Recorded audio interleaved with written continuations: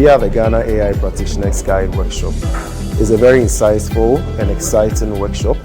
I've learned a lot from my colleagues, and this workshop is the right direction for Ghana to move towards ticking off the box of its readiness index to adopt AI ethically in the country.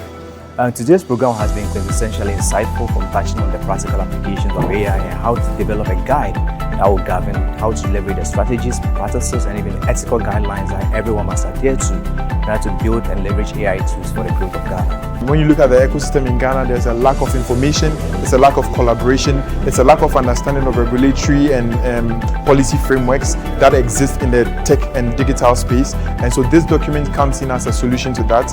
And then I hope that it will be used widely and then it will be used extensively at the end of the day to help in developing the AI ecosystem in Ghana. The guide is going to be a document that will help a new entrant into the AI ecosystem, or somebody who's already in the ecosystem, be able to navigate all the different areas that they have to deal with when it comes to coming out with their AI solutions or participating in the AI ecosystem generally. So local context means that creating a document for Ghanaians by Ghanaians.